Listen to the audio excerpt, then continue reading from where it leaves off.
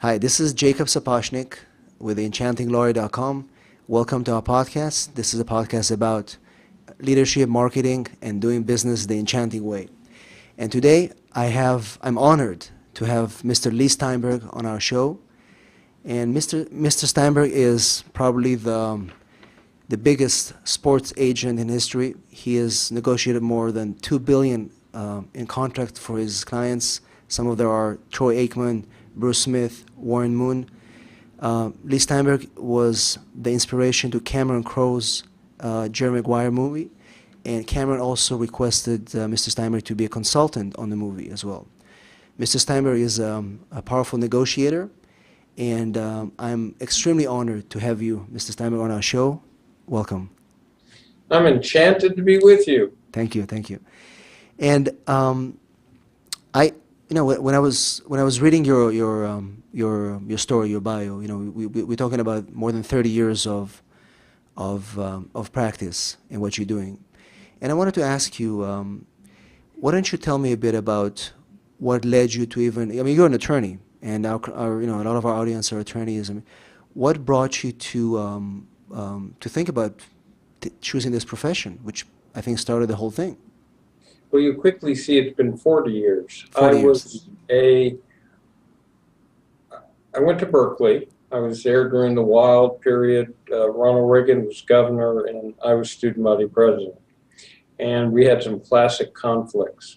So I was a grad counselor in an undergraduate dorm while I was working my way through law school. And they moved the freshman football team into the dorm, and one of the students was Steve Bartkowski. And in 1975, he became the very first player picked in the NFL draft. There really wasn't sports law then, Jacob. There was no guaranteed right of representation. Most of the draftees and players had their parents represent them, or they just did the contract themselves. So Bartkowski had been the first pick. Now, there was a World Football League competing against the National Football League. And we ended up negotiating the largest rookie contract in NFL history. And we flew to Atlanta. Now, Berkeley was pretty laid back in those days, and Los Angeles had movie stars. So we get to the airport in Atlanta, and there's Klieg lights flashing in the sky like for a movie premiere. A huge crowd is pressed up against a police line, and the very first thing we heard was, "We interrupt the Johnny Carson show to bring you a special news bulletin. Steve Bartkowski and his attorney have just arrived at the Atlanta airport. We switch you live for an in-depth interview." So I probably looked at him, if you remember the Wizard of Oz, the way that Dorothy looked at Toto, and I said, "No, we're not in California anymore." I saw the tremendous idol worship and veneration that athletes were held in across the country, how they're the movie stars and celebrities. Right. So my challenge was to take the core values I was raised with. My father passed down two core values. One was treasure relationships, especially family. And the second was to try to make a meaningful difference in the world in a positive way and help people who couldn't help themselves. Right. So how do you take that set of values and put it out into a social Darwin free enterprise system? I saw athletes who could serve as role models, that they could trigger imitative behavior. And I asked them to go back to their high school communities and set up scholarship funds, or repay something to the Boys and Girls Club, lay down roots. And then at the collegiate level, a number of the players have repaid or endowed full scholarships for younger collegians. So Troy Aikman and Eric Harris at UCLA, Steve Young at BYU, Drew Bledsoe at Washington State, Edgerrin James at Miami. And then at the pro level, I challenged them to find some cause they'd like to tackle and set up a charitable foundation. We would get the leading business figures, political figures, and community leaders on a board to execute the program. We actually did one of our first ones in San Diego, where you are, called Kicks for Critters with Rolf Merschka. So for every field goal he kicked, he gave money to the Fund for Endangered Species. We had posters, pledge cards, and raised millions of dollars and raised awareness.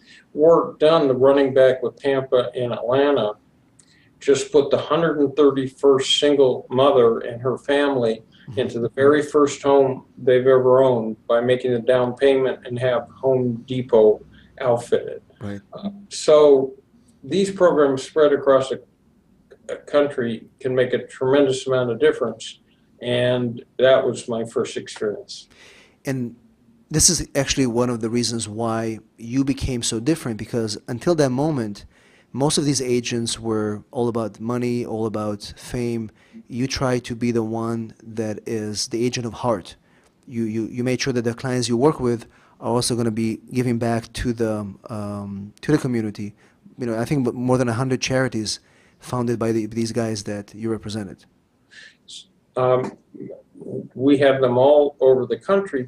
The key to all this is that it's also good for them because it enables them to develop a larger sense, outside skills, lay the foundation for second career. And it's messaging too. So when I had the heavyweight boxing champion, Lennox Lewis, got a public service announcement that said, real men don't hit women.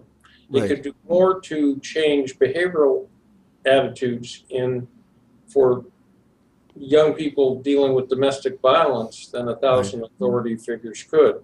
Or something we cut for the Anti-Defamation League of B'nai B'rith, which was the middleweight champion boxer Oscar De La Hoya with Steve Young, the 49er quarterback. Prejudice is foul play. Right. Now, over a career with representing more than 150 athletes with big names like Troy Aiken, Steve Young, I think people always want to find out, and I'm curious, what is really there has to be a formula or a secret that created, I mean, there's probably thousands of agents. What really made you the person that managed to do that so well all these years? The first thing was to understand what a young man's values were and to understand that the niche I would appeal to would be ambitious young athletes. And I might talk to someone outside that niche and absolutely have nothing in common with them. The key, Jacob, is listening skills. So people think it's all about suasion, but it's actually about listening and drawing someone else out. So I would sit with an athlete and ask them how they felt about short-term economic gain, long-term economic security, the ability to live in a certain geographical location, family considerations, profile, making a difference, and then the sports considerations, being on a winning team, the quality of coaching, being part of a system where people, which fits your skills and the facilities. So this will not come as a surprise to you, but men don't share as easily as women do. Absolutely. So they'll give you surface responses. So I need to peel back the layer of the onion and understand someone's deepest anxieties and fears and their greatest hopes and dreams so that I'm relating to them on a granular level. All the time we have communication going back and forth in this society where people are giving rote answers. They're not actually getting down to what makes them uniquely feel. They'll give you politically correct answers. So the key was being able to one-on-one make that emotional attachment. And, you know, to me, when I try to come up with some of these assumptions as to why you were so successful, I find it that you were actually inspiring. You were actually making them, you made them inspired by the way you were working and what you were telling them. And, you know, I told you before we started the show that I have a personal connection with you because I was one of the scholars of the Steinberg Leadership Institute, which is an institute designed to help young individuals deal with racism and inequality.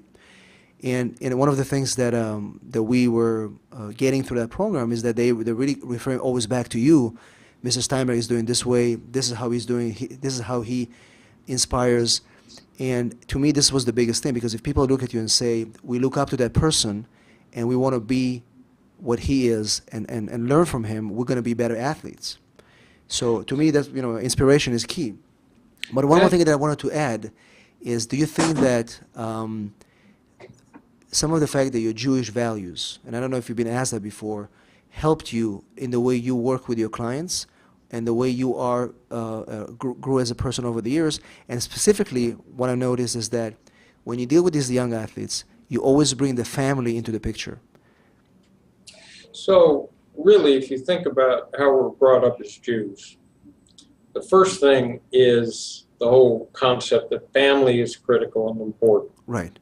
And families forever. So yes, I dealt with the families and with all the people surrounding a client. Second of all, a veneration of education, an understanding that education is critical. Third of all, for me in Jewish values was a belief in the state of Israel. And fourth was an obligation to try to make a difference in the world and to be my brother or sister's keeper. So right. My dad used to look at me and he'd say, when you're looking for someone to make a fundamental change, when you think a condition is wrong, when you are outraged by something that happens, and you sit there thinking, well, they'll take care of it, the amorphous they will do it, someone else will do it, he'd look at me and say, there is no they, son. The they is you. So it's a sense of personal responsibility. And in the wake of Oklahoma City, I saw the rise of nascent skinheads right. and racists that were destroying the whole tone and fabric of the country. And I said, you know what? I wasn't alive during the Holocaust, but I'm alive now. And this is not happening on our watch. So we funded a training program that eventually operated in the 30 biggest cities in the United States that took the best and brightest from law and business and teaching and tried to provide a year of education in how to do intelligence work and find out about hate right. groups and help police departments, how to intervene in crisis situations, and then how to go into school systems and design programs that promoted ethnic equality. So we're looking for the they to do something. The they is you. Right. And the point is that you can make this world the way that you would like to see it, and continue to fight. I didn't want my 3 children to grow up in a country where religion or ethnicity or race was a basis for prejudice and imperiled their chance to live a happy life. Right. And you know, one of the things that I took from that program, which I think is more than the education that we got, is the tools that when we leave that place after that 1 year, each one of us continues to have the ability to create education and outreach, even on a small scale. Even if I talk to my colleague and say, you know what, this is not right what's happening in Ukraine. This is not right if you discriminate, or create workshops. Each one of us who left that program continues even today to do something to keep that going, which I think is amazing how it was. Again, whoever created that program, they built it on some foundation that you gave them. So I think that for that I'm definitely grateful, and I'm actually honored that I was able to be there. But again, those are principles that I feel that you actually use in your work. I do. So, for example, part of what we do, the agency business has morphed from just being about representing athletes to marketing of teams, leagues, conferences, any high-profile individual, corporations, and then a studio, not in the brick-and-mortar sense, but virtually, that does sports-themed motion pictures, television, video games. So it's all messaging. It's trying to make a difference. I'll give you an example. We have a project called the Sporting Green Alliance, and it takes sustainable technology in wind, solar, recycling, resurfacing, and water to stadia, arena, and practice fields at the high school, college, and pro level to drop carbon emissions and energy costs and try to transform those venues into educational platforms where the millions of fans that come, hundreds of millions, can see a wireless urinal, can see a solar panel, and think about how to integrate those concepts into their own homes and businesses. So we put sports in the forefront of triggering attitudinal change. Our species is in denial right now about the reality of climate change. It's Right. here. And I don't want to be part of the first generation to hand a degraded quality of life down to our children. Right. Exactly. Those are things that no matter what you do, it has to be engraved in your persona to continue working toward to make it better. One of the things that you are known for as well, in addition to being a sports agent, is that you're an excellent negotiator. In fact, one of my favorite books is Winning with Integrity.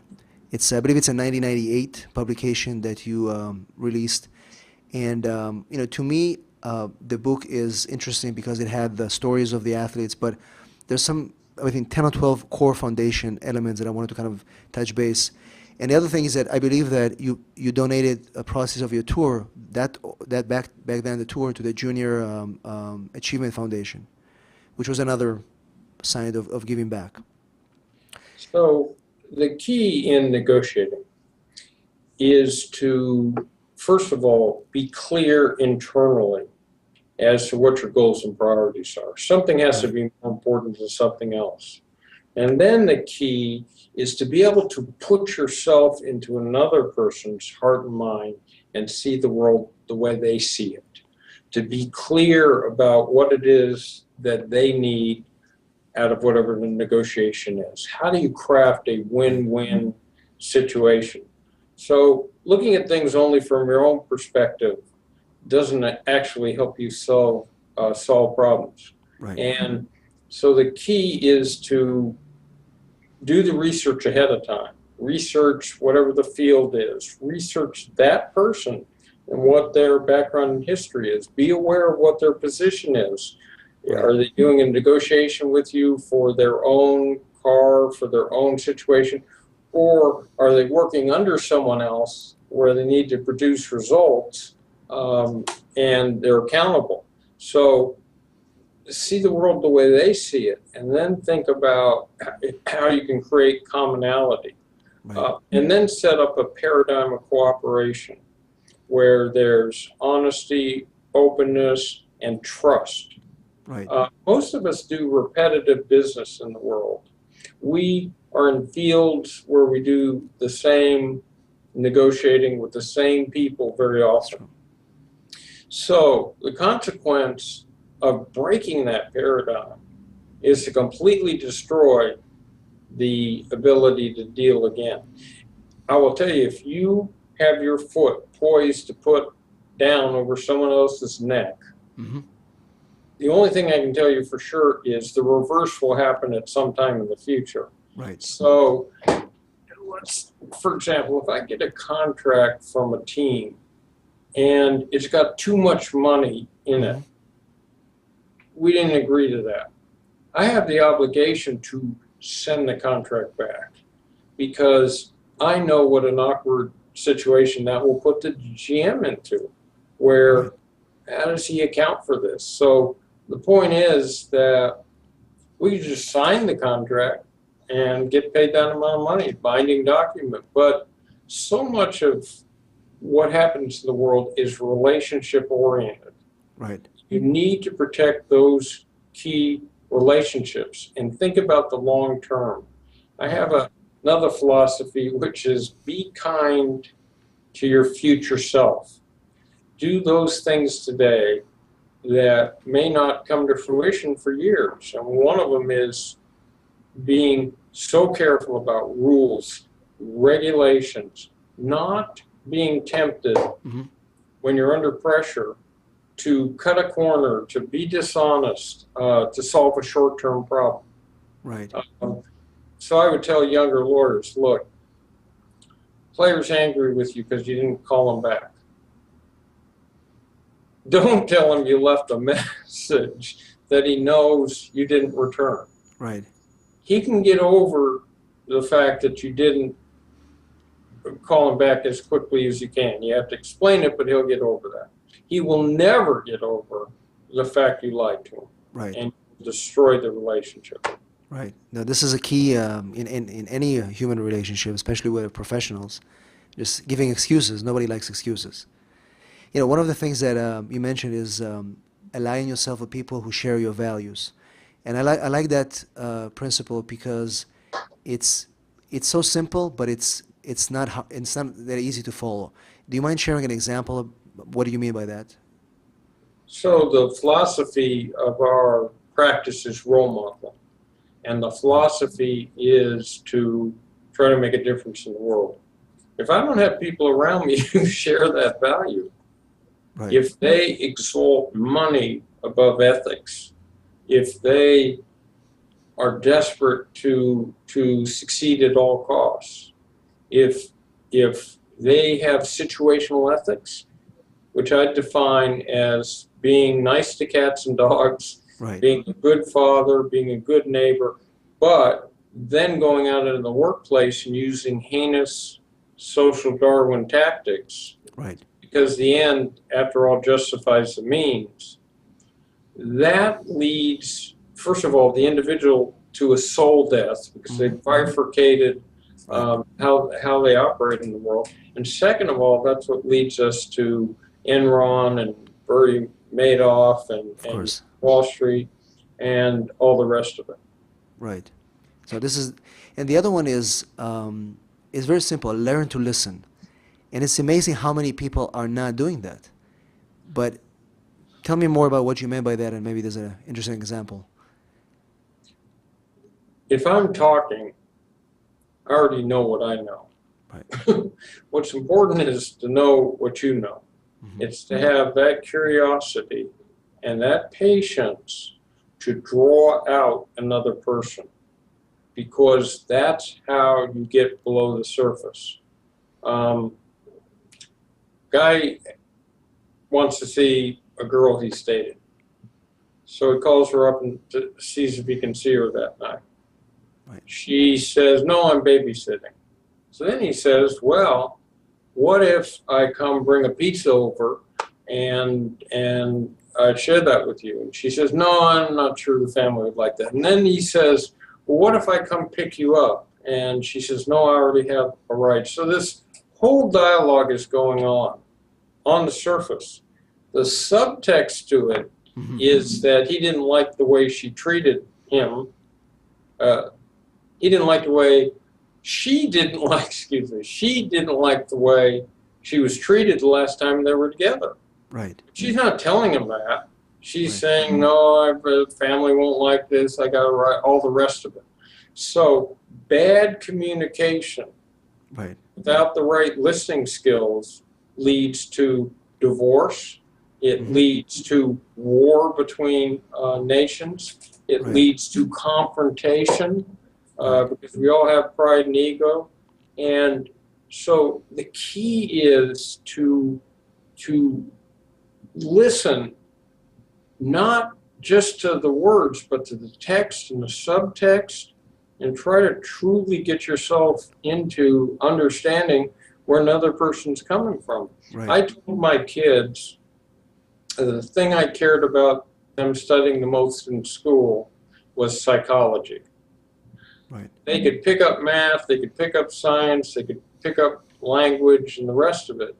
But if they could truly understand what motivated other people to act the way they did, sometimes predict that behavior, Right. and figure out how to work their way through life, they would be successful in anything. Right. And I think it's a very important skill for attorneys in particular. As the client walks in the door, you have to start thinking psychologically, who is this guy? How am I going to crack the code to be able to first retain him and then help him as a client? This is important. I've been sharing the book with people, my colleagues and others, because I feel that it's not just about the stories about sports, whoever likes it or not, but it's just if you get those 12 fundamental points and you try to practice them, I think you get something from anything here. So But it's remember beautiful. that we all negotiate. Right. You negotiate with your wife Right. over who's going to do the domestic chores, Right. where you're going on vacation, what you're going to buy. Right. Parents negotiate with their kids for what time curfew is and what the standards will be. We buy cars, we buy homes, we buy all sorts of consumer things that Right. don't have a set price. We negotiate for our own jobs. Right. And then again, it's a matter of having clarity. Right. Is short-term economic gain you're looking for, long-term economic security, autonomy, having a corner office, more Of course. vacation, uh, being able Constant. to believe in what you do. What really is motivating you? So to just people go into those negotiations and they end up endlessly disappointed. The Right. first person goes in, doesn't know what they want, doesn't assert themselves, agrees to something, and is immediately unhappy. The Right. second person uh, overplays their hand, is aggressive and confrontational, and the confrontation develops. Right. When someone tells you that things can't get any worse, I guarantee you they can. Right. Absolutely. That's a great point.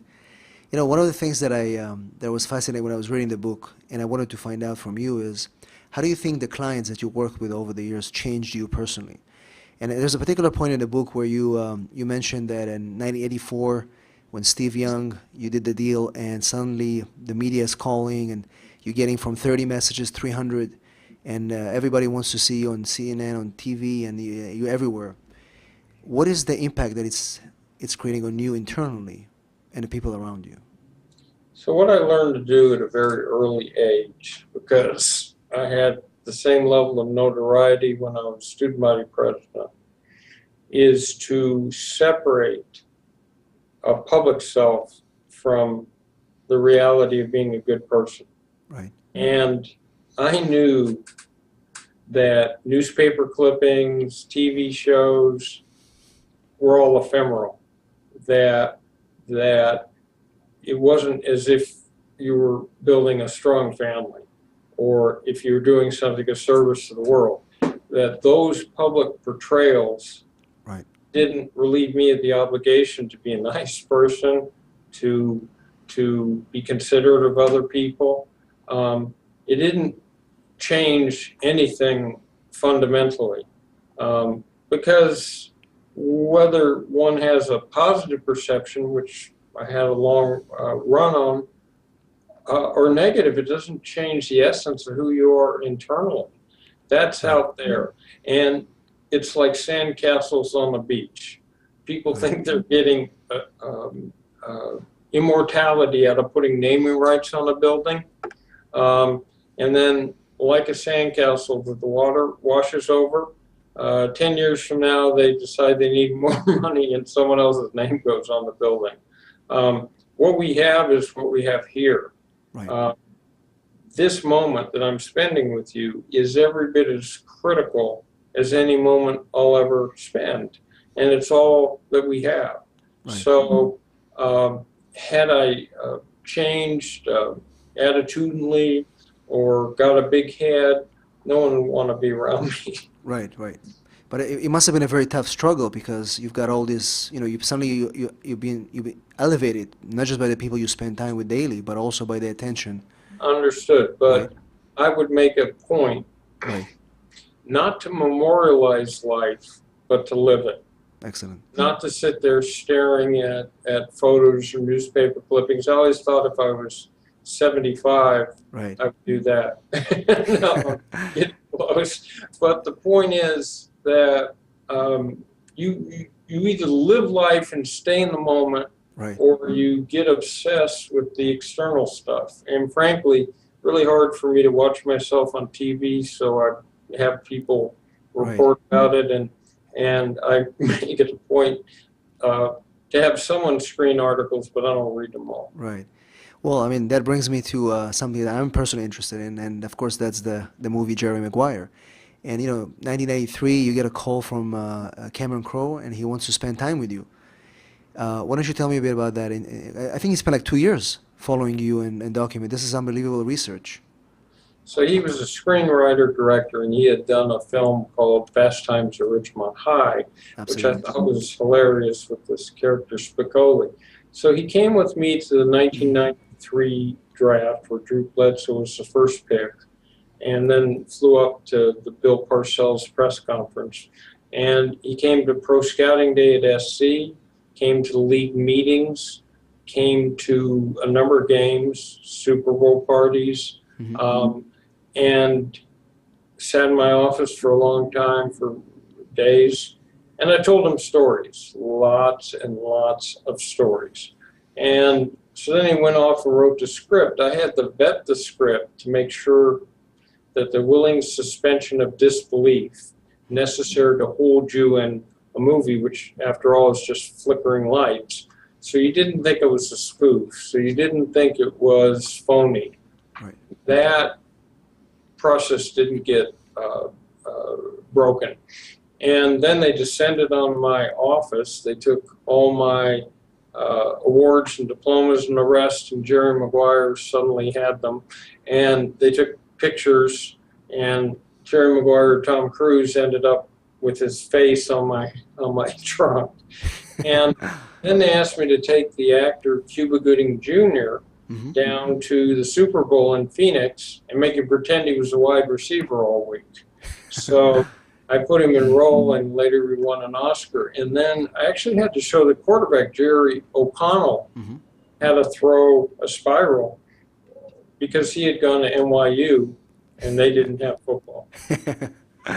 And do you think that the character that Tom Cruise played was actually you, or they kind of used some elements from your life and Well, created their own character? so Cameron and I agreed that we wouldn't talk publicly about what they used or didn't use. It's not my biography, but heavily based on stories and situations. He might twist them.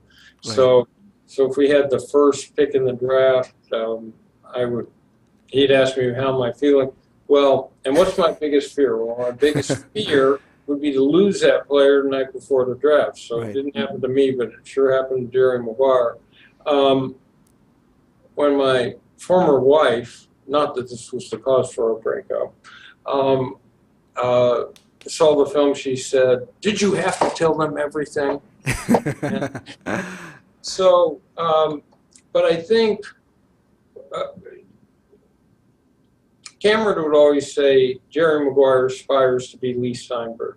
Right. But the effect was instantaneous because I don't think I've gone into a public situation in an airport or out in public or given a speech or something where someone hasn't walked up and say those magic words, or they'll say it to me. You have to say it. Show me the money. Yes, absolutely. No, but that was. I mean, it's the movie not only became an international phenomenon. I mean, I was in Israel at the time, and it was just something that people were watching. It was inspiring, not just the way he played the character, but it's just the whole notion of it's possible. Everything is possible if you have passion, and you have to be kind, and you have to care for your clients, and that's really what it's all about. Because of that, these people followed him like crazy. So this is, yeah. And it had a love story. And of course, that was that's Hollywood, which is and he played it beautifully, and so the movie comes out, and there's Oscars. Did you attend the Oscars ceremony? Yes. You were there. What was the feeling of all these actors Well, there? here was the thing. Cuba wins for Best Supporting. Right. Tom Cruise was up for Best Actor, which he didn't win. The movie was up for Best Movie, which he didn't win. But more to the point, Cameron was up for Best Screenwriter and told me that he had a big thank you to me in his speech. And then Fargo won original screenplay. But look, the truth of the matter is that film had a big impact. I think it humanized sports agents Right. to people and gave them a sense for the real personal relationships and the caring. And I think it was a positive thing for the profession. And until The Blind Side came along, it was the Right. biggest grossing sports film ever. Correct. And they must play it, Jacob, on television over and over and over again because I keep getting the residuals. All over the world, not just here. I mean, absolutely. It's just it's one of those movies that it stays in the cult culture. And of course, I continued my acting career with with a very vibrant cameo with one line. Right. And you still do a lot of consulting on TV shows and So movies. after that, I did a film called Any Given Sunday with Right. Oliver Absolutely. Stone, which centers around a quarterback, and that was the breakout movie for Jamie Foxx. Right. It was his first dramatic role. Originally, it was going to be played by a rapper, but he couldn't throw the football real well. And I worked with Al Pacino and who knew a lot about boxing, but not a lot about football. And then I had to put Cameron Diaz into role. I have one piece of advice. If you want to stay married, do not go home to your wife and tell her, oh, I had this awful, really tough night, and you look all bedraggled. What were you doing? Putting Cameron Diaz into role. It's funny because she's one of my favorite actresses, and we always have arguments with my wife. She's like, "Oh, she's ugly. I don't like her." But, that's. And then after that, I did a film called For the Love of the Game with Kevin Costner. Absolutely. And Kelly Preston, was a baseball film.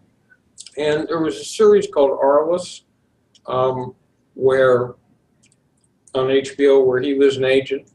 And Jacob, I gave him all my worst, most nefarious ideas.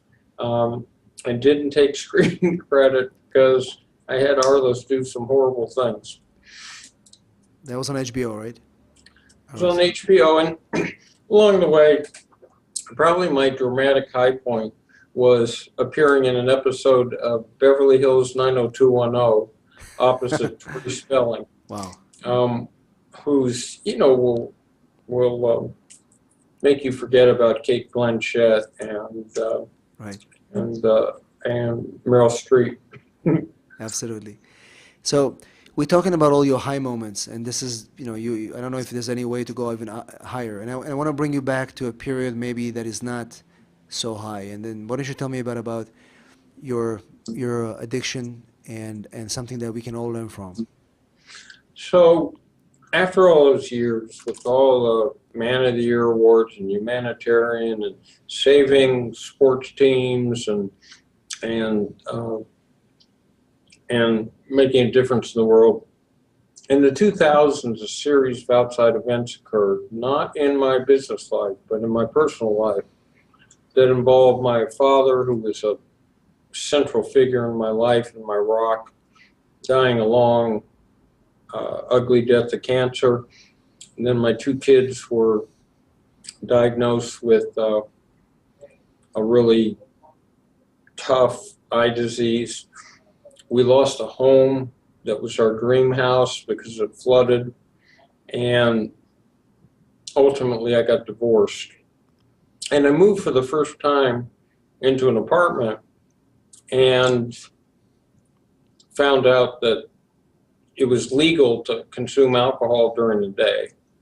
So I should have had the strength to just deal with those issues without using a crutch. But instead, I spiraled down in 2007, 8, and 9. And finally, when I got to March of 2010, I had an epiphany that I'm sitting in my parents' house where I'm living. I'm sitting on my deceased father's bed, and my best thought was to drink more vodka. And eventually I thought that I'm meant for something more. And so I went to Sober Living. I worked a 12-step program with a unique fellowship and put everything else aside and said, if nothing else, I will be sober. And if nothing else, I'll be a good father.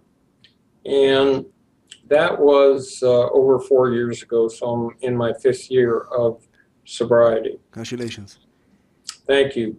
But the reason I've been open about it, posted my days and the rest of it, was in the hope that if someone else was out there struggling and in denial, as I was, that they might take a little bit of hope or inspiration, or the fact that you can get help.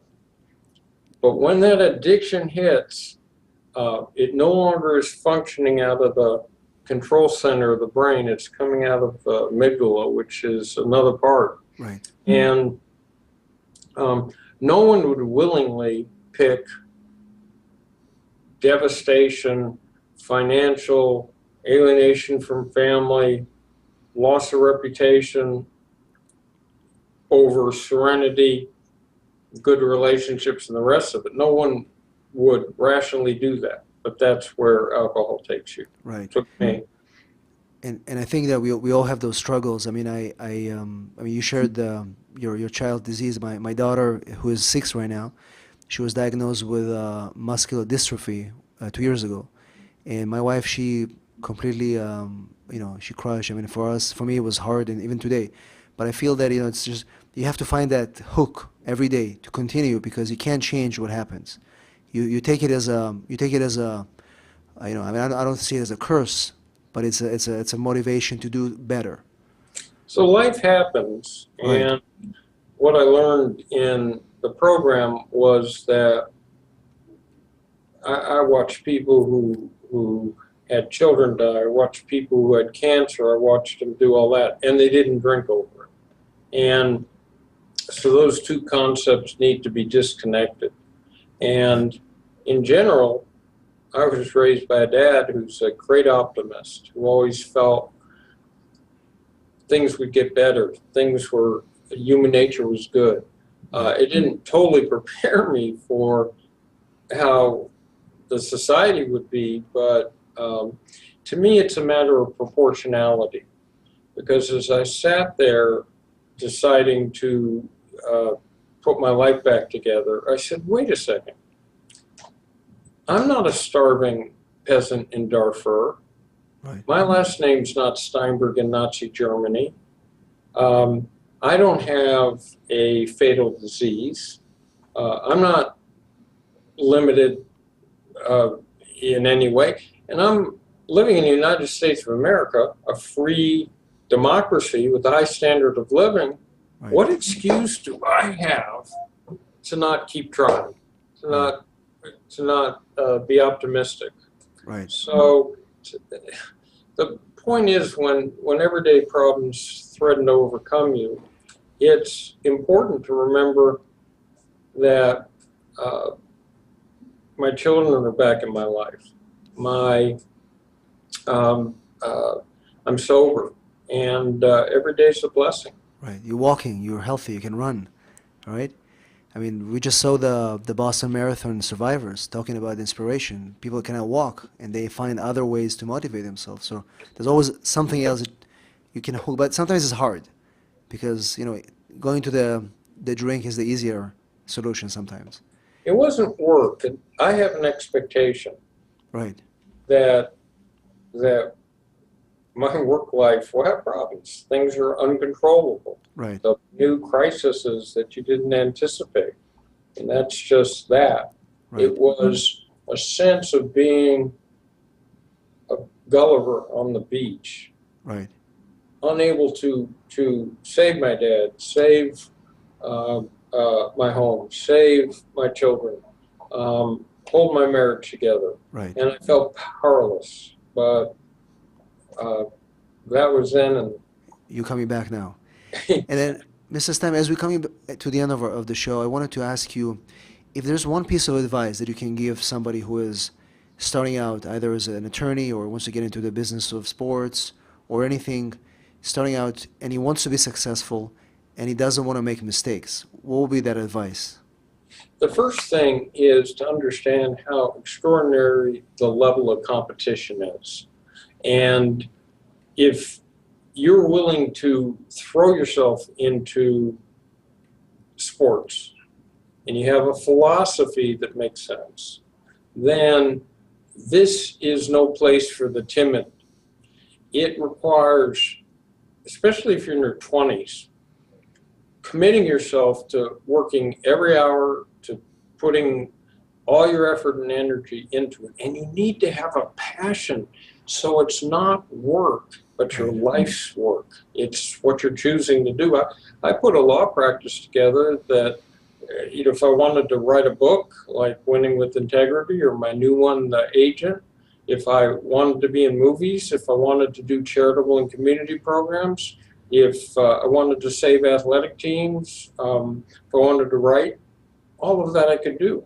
Right. So it's necessary to do that, to have a methodology which is sound in taking a confusing fact situation, knowing how to analyze it, being able to put the right rules and dates and the rest of it together. And then the really bright person will think outside the square and come up with a creative leap that is able to do that. The other thing is have a niche if you want to be in sports. Sure. It's perhaps you're an attorney, but instead of jumping in and having really hard fixed costs, 95% of the people who enter sports become bankrupt within several years. Right. It's do something that pays you, do a great legal job. Maybe it's criminal, which is your entree to an athletic department. Maybe it's being able to do a corporation, but be able to bridge over and then make yourself unique. Right. Find a way to brand yourself where you can stick out from the rest of the crowd. Maybe it's writing an article or giving a speech. But the point is there needs to be a way to